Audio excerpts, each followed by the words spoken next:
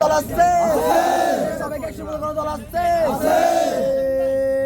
সেই দল ছাত্রদল আন্দোলনে ছাত্রদল সংগ্রামে ছাত্রদল লড়াই করে ছাত্রদল রাজপথে ছাত্রদল রক্ত দেয় ছাত্রদল গুম হয় ছাত্রদল।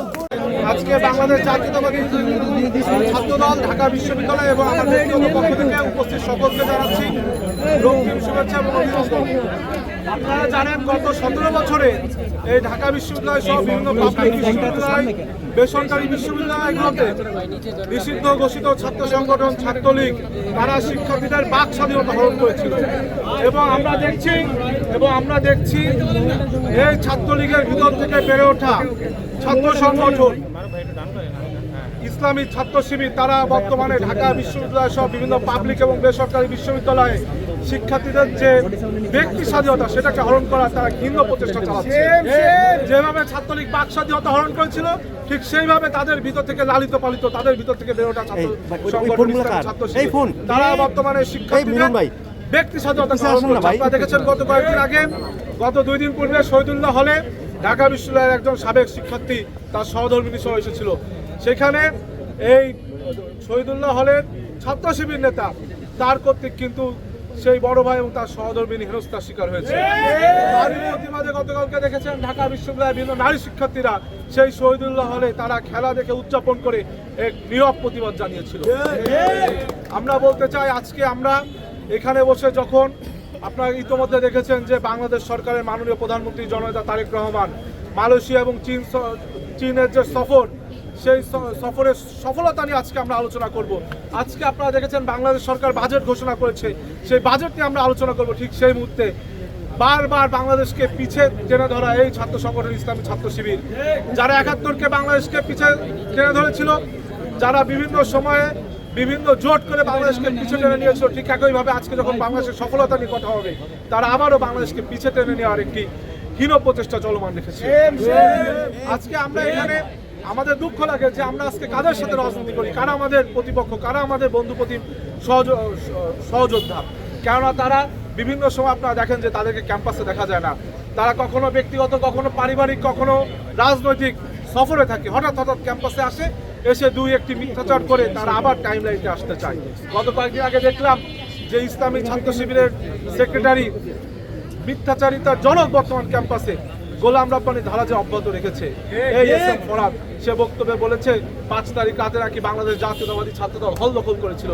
কিন্তু দুঃখের বিষয় 5ই আগস্ট যখন সবাই হাসিনা পালিয়ে যাওয়ার পরে সকলে বিভিন্ন আনন্দ উচ্ছ্বাস করছে, কেউ বা স্বজন হারানোর বেদনায় আল্লাহ রাব্বুল আলামিনের কাছে শুকরানা আদায় করছে, তারা কোনো কিছুকে না দেখে তারা কিন্তু ওই দিন দুপুরবেলা থেকেই তারা সুদূর পরিকল্পনার অংশ হিসেবে এই ঢাকা বিশ্ববিদ্যালয়ের প্রত্যেকটা হলে অবস্থান নিয়ে ইসলামী ছাত্র শিবির কিন্তু হলগুলোকে দখল করেছিল। ব্যক্তিগতভাবে বলতে পারি আমি সহ আমার বিভিন্ন বন্ধু বান্ধব যারা বৈধ আইডি কার্ড ছিল তারা পরবর্তী দিন যখন ক্যাম্পাসে হলে উঠতে যাই তারা বলেছে যে আমরা সাধারণ শিক্ষার্থী, আপনারা এখন হলে উঠতে পারবেন না। আমরা বলেছি আমরা তো বৈধ শিক্ষার্থী, আইডি কার্ড আছে, কেন পারবো না? তারা বলেছে এটাই নিয়ম, এখন নতুন করে অ্যাপ্লিকেশন করে উঠতে হবে। সেদিন আমরা ভেবেছিলাম তারা হয়তো আসলে সাধারণ শিক্ষার্থী, কিন্তু এইভাবে অ্যাপ্লিকেশন করে ভাইবা দিয়ে যখন 2-3 মাস পর আমরা গেলাম তখন দেখলাম তারা তাদের সেই লেবাস ছেড়ে তারা ইসলামী ছাত্র শিবিরের নেতা হিসেবে রূপান্তরিত হয়েছে। আমরা মনে করি ইসলামে যদি কোনো পুরুষ হিসেবে জন্ম নিয়ে ইচ্ছাকৃতভাবে নারীতে রূপান্তরিত হয় বা কোনো নারী যদি নারী হিসেবে জন্ম লাভ করে ইচ্ছা করে পুরুষে রূপান্তরিত হয়, এটা যেমন ইসলামে হারাম। আমরা একইভাবে মনে করি যারা কখনো নিজেদেরকে সাধারণ শিক্ষার্থী, যারা কখনো বিভিন্ন সংগঠনের সভাপতি সাধারণ সম্পাদক বলে আবার কিছুদিন পর রূপান্তরিত করে ইসলামী ছাত্র শিবিরের নেতা বনে যায়, এটাও হয়তো বা ইসলামে যদি তৎকালীন সময় থাকতো এটাও হারাম বলে পড়ি।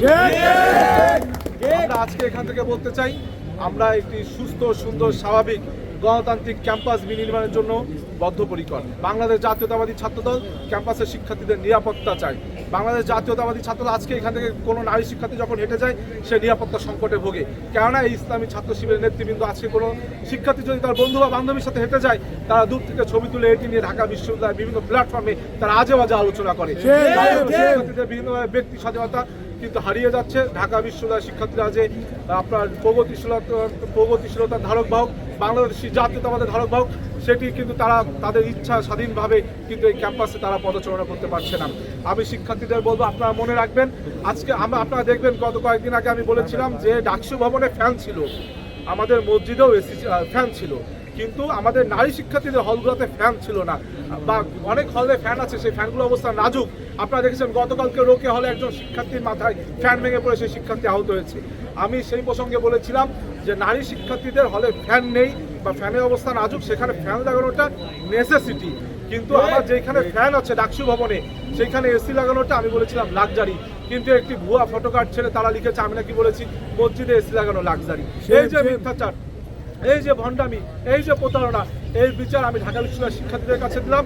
এবং আমার বিশ্বাস আগামী দিনের ছাত্র সংসদ যে নির্বাচন হবে, সেইখানে ইনশাআল্লাহ বাংলাদেশের ঢাকা বিশ্ববিদ্যালয়ের যে শিক্ষার্থীরা রয়েছে তারা ব্যালটের মাধ্যমে এই যে যারা মুনাফিক, যারা কপটতা করেছে, যারা প্রতারক, যারা মুখে বলে এক করেছে আর এক, যারা বলেছিল কোনো মাদার অর্গানাইজেশন তাদের নেই, কোনো মাদার অর্গানাইজেশনে প্রচারণা যাবে না, কিন্তু তারা দেখেছেন এই ক্যাম্পাসকে ভূমিকম্পের দোহাই দিয়ে বন্ধ রেখে তারা কিন্তু বিভিন্ন জায়গায় হেলিকপ্টার যোগে জামাতের এমপি প্রার্থীদের পক্ষে প্রচারণা চালিয়েছে।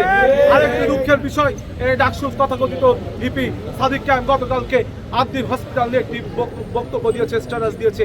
এই আদ্দির হসপিটালে একাধিক শিশু মৃত্যুবরণ করেছে অক্সিজেনের অভাবে, কিন্তু সেই শিশুদের জীবনকে সে প্রাধান্য না দিয়ে সে কখনো রাত দিন। আমি তার কাছে জানতে চাই, আপনি তো ইতিমধ্যে জামাতে ইসলামীর মেয়র প্রার্থী হিসেবে ঘোষণা দিয়েছেন, কত টাকার বিনিময়ে তারা আপনাকে দিয়ে স্ট্যাটাস দিয়েছে, নাকি আগামী নির্বাচনের সকল খরচ খরচা আপনাকে দেবে, এই বলে আপনাকে আদ্দিন হসপিটাল স্ট্যাটাস দিয়ে আলো, যেখানে বাংলাদেশের ডাকসুরের মতন একটি সংগঠনের সামনে থেকে আপনি বাংলাদেশের শিশুদের পক্ষ না নিয়ে, এতগুলো বাবা মার সন্তান হারা হলো তাদের পক্ষ না নিয়ে আপনি একটি ব্যবসায়িক প্রতিষ্ঠানের পক্ষ নিলেন। সকলকে আমরা ধন্যবাদ জানাচ্ছি।